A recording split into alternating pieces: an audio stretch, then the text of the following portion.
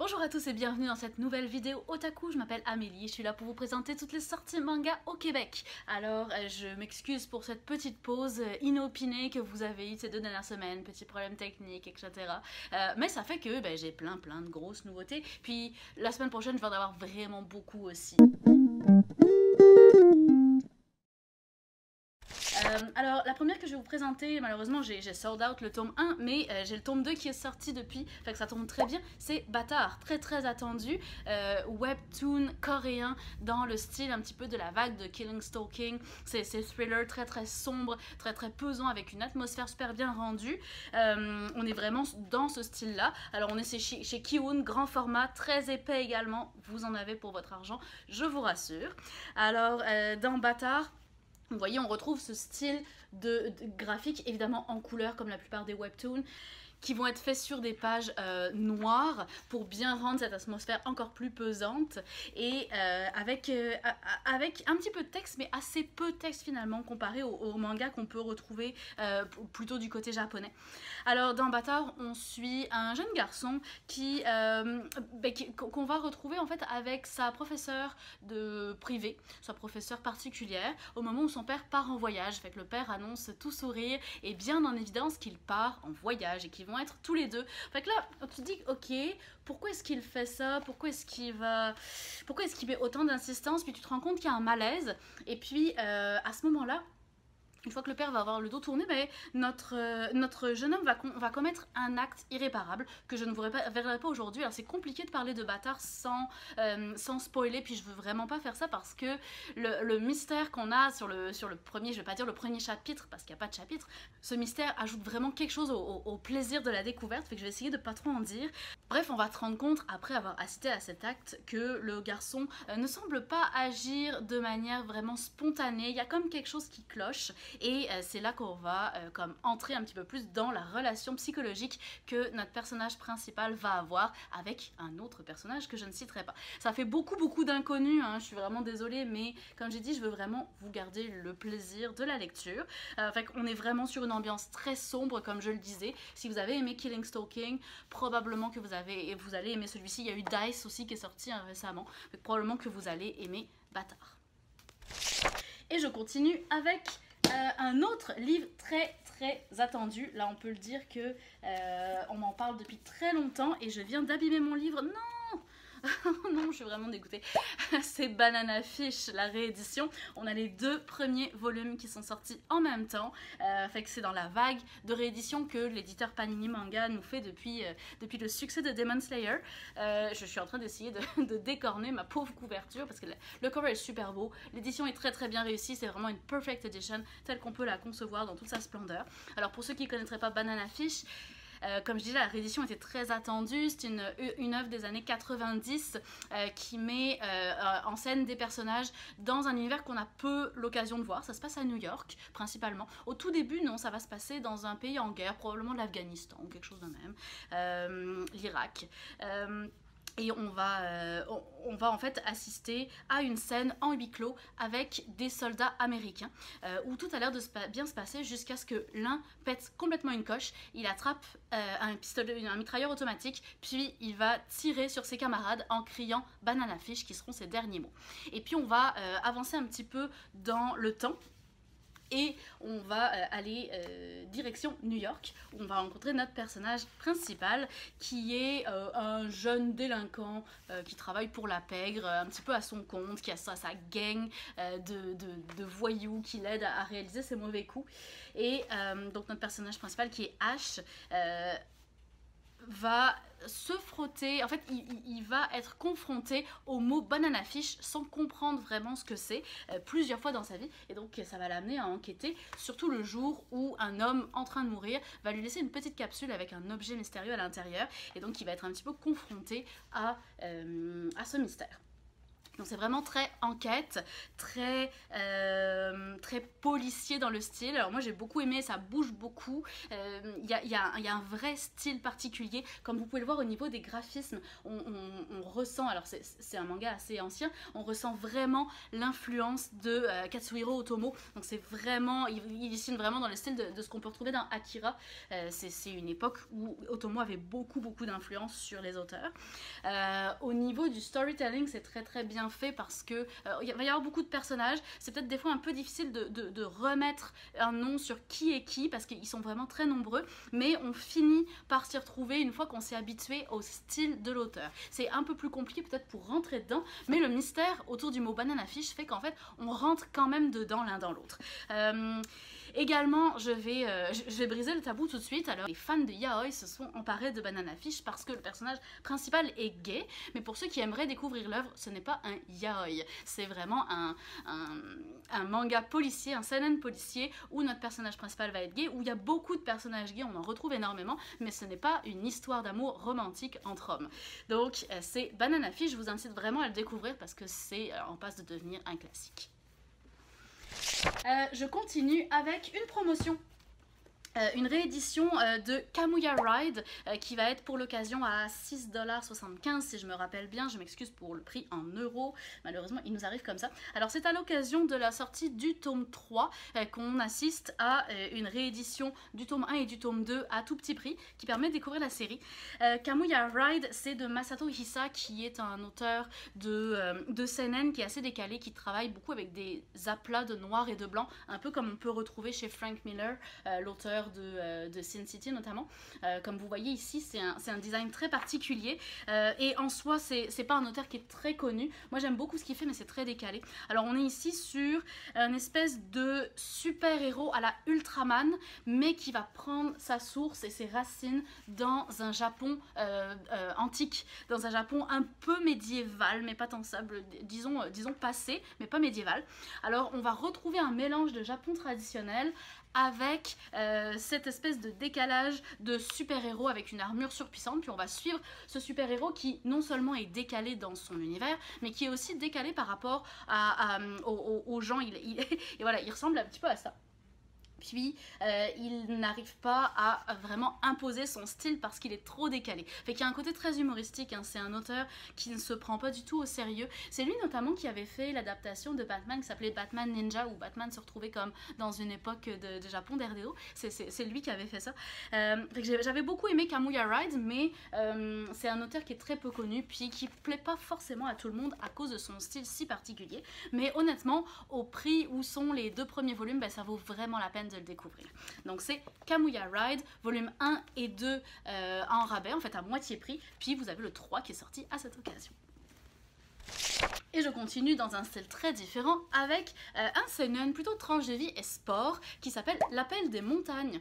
Alors les mangas de sport, on aime ça, c'est très varié, il y en a sur tous les sports, mais il y en a rarement sur le plein air, et c'est ce que j'ai beaucoup aimé dans l'Appel des montagnes, puisqu'on suit un club sportif dédié à l'alpinisme et à la randonnée en montagne, dans une université un petit peu reculée du Japon.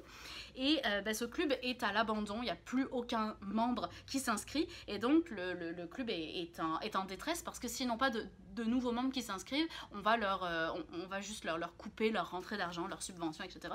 Fait qu'ils font de la promotion massive qui commence par ceci. Alors le Japon est composé à 75% de montagnes. Je sais pas si vous le saviez vous-même, c'est quand même intéressant. Puis là, on va avoir finalement 3 nouvelles recrues à l'université qui vont être intéressées à s'inscrire dans le club. Fait que les 3 membres actuels du club vont tout faire pour essayer de présenter l'alpinisme sur son meilleur jour, même quand il y a des accidents, même quand c'est tough, même quand ça se passe mal, ils vont comme essayer de trick un peu le truc pour faire en sorte que nos trois petites novices qui sont pas du tout sportives s'inscrivent dans leur club. Fait qu'il y a un côté très humoristique, il y a un côté où ils prennent des poses à la JoJo genre pour essayer d'être super impressionnant puis super sexy, et puis il y a le côté évidemment ode à la montagne, au plein air, le sport, la compétition, le fait de se dépasser. C'est vraiment un super beau manga, très bien dessiné, j'ai beaucoup aimé. Et puis il y a des fois des petits trucs pour bien se débrouiller si on veut mieux randonner.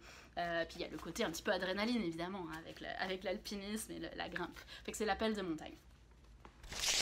Je reviens dans le shonen avec un titre complètement imprononçable, c'est La légende de l'immortel Chandraas. J'ai toujours du mal à le prononcer. Titre compliqué mais très beau shonen neketsu, plutôt action, un petit peu fantasy, avec des très très beaux dessins, vous allez le voir.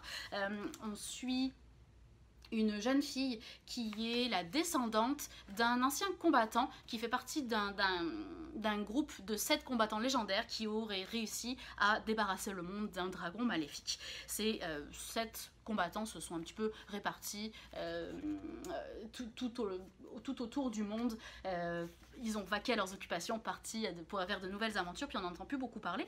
Et l'un d'entre eux a une fille qui est cette jeune fille, qui a un pouvoir particulier qui se loge dans sa flûte, et qui a été kidnappée au tout début du manga à cause de justement ses pouvoirs spécifiques, puis aussi sa lignée avec cet aventurier. Dans notre premier chapitre, elle va faire la rencontre d'un jeune garçon qui va la libérer dans son propre intérêt à lui, afin de profiter aussi de ses pouvoirs. Et donc ils vont faire équipe pour essayer de partir à l'aventure et de se venger. Alors elle va vouloir un petit peu venger son père, venger ce qui lui est arrivé, venger sa famille. Et puis lui, il va vouloir venger son honneur, puisqu'on va rapidement apprendre, excusez-moi, qu'il serait le 8e héros de cette gang légendaire, mais qui aurait été en fait effacé, toute trace de lui aurait été effacée dans l'histoire, parce qu'il aurait été un peu dissident, il aurait eu des propos différents de ceux qui ont été tenus par les autres. C'est lui, selon lui en tout cas, qui détiendrait la vérité sur ce qui s'est réellement passé lors du combat légendaire avec le dragon. Et donc il aurait été, chacun aurait essayé de le supprimer pour l'empêcher de parler, donc lui va essayer de se venger. Avec une histoire assez classique de vengeance, avec un duo de personnages assez peu classiques finalement, avec un très très beau dessin. On est vraiment, comme je disais, dans le style neketsu. C'est un très bon shonen, assez, comme je disais, assez classique. Si vous aimez les shonen neketsu, vous allez probablement aimer ça. C'est donc Chandraas. Je suis obligée de le relire à chaque fois. Et on change encore une fois complètement de style, j'arrête pas de dire ça, avec un manga très très, mettons, mystérieux. Alors c'est The Fable. La fable, c'est le surnom d'un tueur de génie. En fait, on dit qu'il y a des génies dans tous les domaines. Ben, lui, le domaine dans lequel il excelle, c'est le massacre, l'assassinat finalement. Fait qu'il y a il a un employeur et il prend des contrats. Il prend des contrats comme tueur à gages. Il prend ces contrats-là, puis il est excellent, fait qu'il est super bien payé, il est très très à l'aise. Et il est un peu chaperonné par une jeune femme dont on connaîtra pas vraiment le rôle, mais elle semble être là pour faire en sorte qu'il fasse pas de vagues, parce que il est un petit peu décalé socialement, il est pas très adapté, on va dire. Alors on va un petit peu au tout début du livre le suivre dans ses assassinats de génie. Puis finalement son patron va lui dire: écoute, t'as fait un petit peu trop de zèle, t'as tué un petit peu trop de monde la dernière année, fait que là il faut qu'on se mette au vert, faut qu'on se cache un petit peu, parce que sinon on va finir par avoir des problèmes. Fait que prends-toi 1 an de vacances, fais tout ce que tu veux, je vais te filer un endroit où tu peux te cacher, etc. Tu vas être en sécurité, mais par contre tu dois me promettre une chose, c'est que tu ne dois pas tuer une seule personne. Donc c'est son patron qui le demande. Lui il est très obéissant, fait qu'il va aller se cacher avec son chaperon qui est ici. Et il va essayer de se mettre au vert, puis de devenir une personne normale, mais il est complètement mésadapté. Alors il y a un côté un petit peu comme La Voix du Tablier, avec ce yakuza qui voulait devenir papa au foyer, mais en moins humoristique. Alors c'est difficile, pourquoi je disais que c'est un manga mystérieux, c'est parce que c'est difficile de savoir où l'histoire va s'en aller. C'est quand même une comédie, il y a un côté humoristique, mais le côté humoristique n'est pas très développé, il n'y a pas des gags vraiment à proprement parler, il n'y a pas non plus vraiment d'action, il n'y a pas tant d'enquête non plus, fait que c'est très difficile de savoir où l'auteur veut en venir. Ce qu'il faut savoir, c'est que c'est une série qui est terminée au Japon en 22 volumes déjà, et elle vient juste de commencer à être éditée en français. Fait que c'est ça, c'est pour ça que je dis que c'est un titre mystérieux parce que c'est rare que je dise ça, mais souvent quand je lis un manga, j'en ai tellement lu que au bout de, je sais souvent comment le manga va se dérouler, mais ça c'est un des rares mangas pour lesquels j'ai aucune idée de la tournure que ça va prendre. J'opterais pour le côté plus humoristique, mais peut-être pas finalement. Alors, si vous avez aimé La Voix du Tablier, probablement que vous allez aimer The Fable. Et je vais passer sur un shoujo très classique, très mignon, mais avec un côté psychologique quand même développé. Ça s'appelle Comme les autres. Et c'est sur le handicap, sur la surdité. En fait, on va suivre une jeune fille qui entre dans un nouveau cégep. Puis elle observe un peu autour d'elle, elle commence à se faire des amis. Puis là, elle rencontre un gars qui s'appelle Hibiki, qui est vraiment beau et qui a l'air adorable. Et elle tombe éperdument amoureuse de lui tout de suite. Mais elle ne le connaît absolument pas, puis elle lui a jamais parlé. Fait qu'elle prend son courage à deux mains, elle lui écrit comme une longue lettre pour lui expliquer qu'elle est tombée amoureuse de lui puis qu'elle aimerait bien sortir avec lui. Et la réponse qu'elle va avoir est très nette et très brève et très cassante. C'est comme, là, tu me connais pas, tu sais rien de moi, comment est-ce que tu peux être amoureuse de moi? Non, merci, va voir ailleurs. Fait que c'est un petit peu cassant, on va dire, mais notre héroïne a quand même un caractère bien trempé, puis elle va s'accrocher, puis elle va, en fait, c'est là qu'elle va découvrir qu'il est sourd et muet, alors qu'elle ne l'avait jamais remarqué finalement. Fait qu'elle va...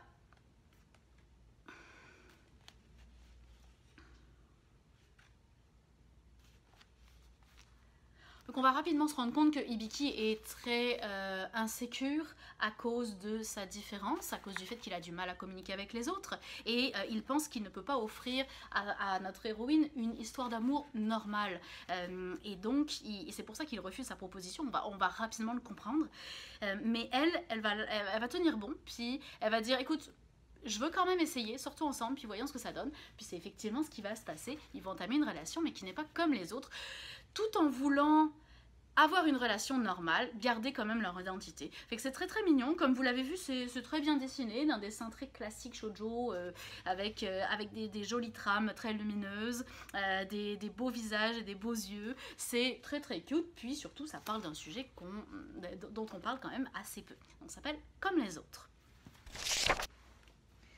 Allez, je reviens dans l'humour, et là vous n'allez pas en croire vos yeux, avec une couverture shiny comme ça se peut pas, c'est Papa est une licorne. Oui, oui, vous avez bien entendu, Papa est une licorne. Alors c'est un one-shot dans la collection What the Fuck de Akata, et c'est complètement décalé bien évidemment. On suit un garçon dont la mère est divorcée, et elle vient de se remarier, et là elle lui annonce que son nouveau mari est une licorne qui peut éventuellement se transformer en version humaine. Elle lui annonce également dans le même temps qu'il va venir habiter chez eux. Et qu'elle, elle a un voyage d'affaires, qu'elle va être partie pour plusieurs mois à l'étranger, et que donc lui va se retrouver à vivre avec une licorne finalement, qu'il ne connaît pas. Alors tous les matins, c'est juste complètement n'importe quoi. Fait que tous les matins, il se fait réveiller par une licorne, et son déjeuner lui est préparé par une licorne, mais souvent c'est du foin, alors c'est juste pas mangeable. Le truc c'est que cette licorne veut absolument être le meilleur papa au foyer possible, alors il fait beaucoup d'efforts, mais ça paye pas toujours. Fait qu'on va comme avoir plein de petits gags comme ça où notre licorne est complètement mésadaptée dans la société, et il va faire de son mieux pour essayer de cuisiner avec ses sabots, genre pour essayer de se faire ami avec les vieilles mégères de la copropriété, et alors qu'il y en a une qui pense que ils ont un cheval à la maison parce qu'elle entend des petites pataclopes sur le sol. Fait que bref, c'est un peu du grand n'importe quoi, hein, on s'entend. Ça va pas chercher loin, mais par contre, honnêtement, c'est hilarant. Là, on va pas se le cacher, là. C'est comme à chaque fois que tu vois la licorne et à quel point elle est mésadaptée dans notre... Voilà, elle essaye... Alors voilà, elle essaye de couper une pomme en la plantant avec sa corne. C'est que des trucs comme ça, et comme je disais... Ça va pas très loin, mais en même temps, c'est hilarant, puis c'est un one-shot, donc on n'est pas obligé d'acheter une série complète avec une licorne qui sert de père au foyer. Donc c'est Papa est une licorne, vraiment très très cute, j'ai bien aimé ça. Et on rechange de style avec un thriller qui est Purgatory Girl, un peu dans le style survival, qui ressemblerait à Many Reasons Why, pour ceux qui auraient connu cette série qui est sortie il y a peu de temps. D'ailleurs, on est chez le même éditeur, on est chez Omake Books. Dans Purgatory Girl, on suit une jeune fille qui est le souffre-douleur de sa classe. Elle se fait bully par ses camarades et particulièrement par une gang de filles qui a décidé que c'est elle qui faisait la loi dans le cégep. Parallèlement à ça, on va apprendre dans les faits divers, en fait au journal télévisé, qu'il y a eu un meurtre absolument atroce qui a été commis dans un autre cégep. Qui ressemble un peu à ça. On a retrouvé une élève comme pendue, déchiquetée dans la classe. Et on n'a encore pas, il y a comme un mystère qui flotte autour de ça et on n'a encore pas retrouvé les coupables. En parallèle, dans la classe de notre héroïne, il va y avoir une nouvelle élève qui va arriver, qui est cette jolie jeune fille qui paraît parfaite, sympathique, etc. Puis sa première réaction, ça va être « Regarde, j'ai pas d'amis, je connais personne, toi t'as pas l'air d'avoir beaucoup d'amis, fait que soyons amis. » Alors notre héroïne est comme « Ben voyons donc, une fille aussi parfaite qui veut être mon amie, c'est comme bizarre, mais je suis tellement heureuse que je vais juste tomber dans cette relation sans absolument me poser aucune question. » Jusqu'à ce qu'elle se rende compte que la jolie jeune fille parfaite vient de la même école que celle où il y a eu le drame. Alors c'est là que les doutes commencent à peser, en tout cas pour le lecteur, parce que notre héroïne, elle, se rendra pas compte de grand chose. Ce qu'on se dit, c'est que probablement qu'il est un peu tôt pour savoir ce qui se passe et que l'auteur nous amène sur une fausse piste. Évidemment, on est vraiment sur un style survival où on ne saura jamais qui est coupable et on va soupçonner un petit peu successivement vraiment tous les éléments, tous les personnages secondaires. Donc c'est à peu près sûr qu'il y a quelque chose qui se cache. Oui, cette jeune fille n'a pas l'air d'être comme totalement honnête, mais en même temps, est-ce elle qui a commis le crime? Ce serait peut-être un peu trop facile. Alors, on n'aura pas de scène comme de violence ou quoi que ce soit dans ce premier volume, mais c'est vraiment la mise en place du puzzle de massacre probablement qui s'en vient. Donc on est vraiment dans un peu survival. Comme je le disais, je comparais ça tantôt à Many Reasons Why, où la tension va monter comme progressivement sans qu'il se passe jamais rien, puis on sait qu'à un moment, il va se passer de quoi, mais évidemment, on sait ni quand, ni ce qui va se passer. Donc c'est Purgatory Girl. Et je continue avec quelque chose de beaucoup plus léger que j'ai adoré. Ça s'appelle Ivre du Japon par un auteur que j'aime déjà beaucoup depuis très longtemps. Il s'appelle Jean-Paul Neshi. Alors c'est un japonais qui vit moitié en France, moitié au Japon, qui a pris un prénom français, mais à la base c'est vraiment un japonais.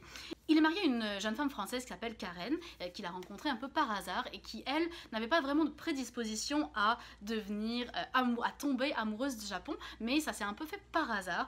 Fait que finalement, il nous raconte l'histoire de leur rencontre et au-delà de l'histoire de leur rencontre, l'histoire de Karen qui tombe amoureuse, qui tombe en amour avec le Japon. Alors, Jean-Paul Nishi, c'est lui qui avait fait À nos amours, qui était une petite comédie sur les différences entre les Japonais et les Français, c'était complètement hilarant. Ici, on est moins sur le côté humoristique, beaucoup plus sur le côté tranche de vie. Ce qui est très très intéressant, c'est que au début, on va voir Nishi qui nous raconte le périple de sa femme, pour comment elle en est venue à tomber en amour avec le Japon, comment elle en est venue à le rencontrer. Puis au bout d'un moment, on va switcher et c'est Karen qui va se mettre à raconter l'histoire de Jean-Paul Nishi quand il est arrivé en France avec un visa étudiant, je crois, et comment ça s'est passé et comment ils sont venus à se rencontrer. Fait que finalement, chacun raconte la vision de l'autre avec ses propres commentaires et c'est quand même assez hilarant, même si, comme je disais, c'est moins basé sur le côté humoristique, vraiment plus tranche de vie, découverte, pour tous ceux qui sont, comme moi, tombés en amour à un moment donné dans leur vie avec le Japon. Probablement que vous allez vous reconnaître un petit peu là-dedans, même si, comme je le disais, Karen n'a pas vraiment de grande disposition. Alors, on est sur un style très très cartoon qui va très bien au style très léger de l'auteur et vraiment Nishi est un excellent auteur qui sait extrêmement bien raconter les histoires. C'est Ivre du Japon.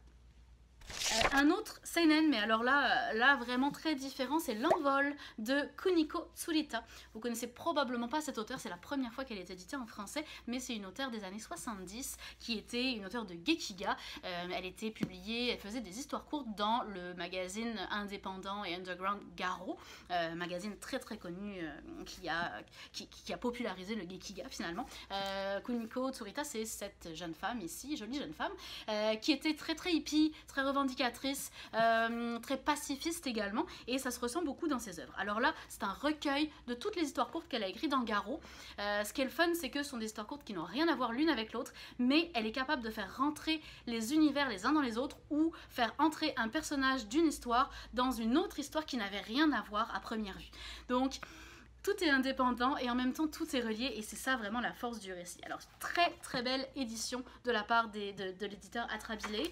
Également une préface super intéressante qui nous permet de découvrir l'auteur, parce que finalement elle est quand même très connue au Japon mais très peu ici, avec une encre bleutée sur toutes les pages, hein, vraiment bleu nuit, très intense, très profond, avec vraiment une très belle édition. Puis ces histoires, ça peut être de la tranche de vie, ça peut être de la critique de société, ça peut être imaginaire, ça peut être de la science-fiction, ça peut être... C'est vraiment très très varié, mais on retrouve toujours ce côté... ce côté mouvement pacifiste finalement, faites l'amour et pas la guerre. J'ai vraiment beaucoup aimé ça, mais c'est pas à mettre entre toutes les mains, dans le sens où c'est quand même très très underground. Il n'y a pas vraiment d'action, il se passe pas grand chose, mais tout est vraiment dans la manière de raconter l'histoire, la manière dont les personnages sont un petit peu naïvement dessinés, mais ne sont pas du tout naïfs dans leur caractère.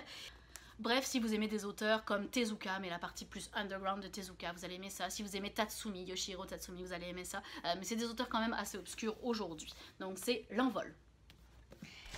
Et je termine avec un dernier seinen qui est très tranche de vie également, c'est Souvenirs en bataille, qui raconte l'histoire vraie d'un homme qui a été élevé par sa grand-mère, parce que ses parents étaient très absents, et qui aujourd'hui, devenue adulte, est face au vieillissement de sa grand-mère.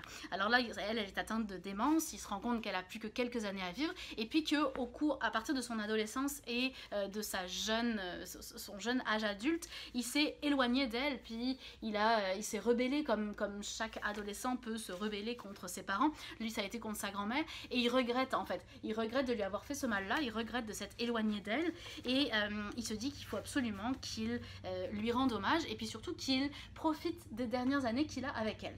Alors c'est très émotionnel comme récit, c'est un one shot, et ce qui va être intéressant, c'est que notre personnage principal va traduire la honte qu'il a de lui-même en ne se représentant jamais réellement, et qu'il a la tête de cette espèce de balloon ou tête de mort, on ne sait pas trop, ou personnage de cartoon, on ne sait pas exactement, mais il va pouvoir moduler cette tête comme pour lui donner des émotions, qu'elles soient positives ou négatives, et ça traduit vraiment ce sentiment de mal-être qu'il a.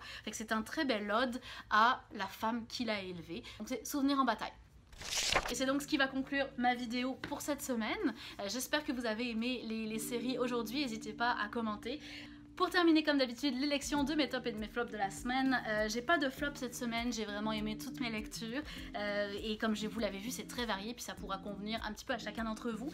Dans mes tops, je vais avoir Banana Fish, vraiment très beau chef-d'œuvre, très original dans la manière dont c'est construit, puis très intéressant aussi au niveau du design. J'ai L'Envol pour son côté pacifiste, et c'est le genre d'histoire qu'on ne lit pas très souvent. J'ai beaucoup aimé le mélange entre l'imaginaire et le réel. Et puis L'Appel des montagnes, parce que vraiment le côté sport, rafraîchissant, alpinisme, ce côté du Japon qu'on voit assez peu finalement, avec des personnages qui sont complètement hilarants puis qui font n'importe quoi. Donc un très beau mélange, ça fait partie de mes tops également. Donc merci beaucoup à tous pour votre attention, on va se retrouver la semaine prochaine, j'aurai encore beaucoup de mangas à vous présenter pour rattraper mon retard. En attendant, n'hésitez pas à liker cette vidéo et puis à vous abonner à notre chaîne YouTube. Merci beaucoup et je vous dis à la semaine prochaine, bye bye.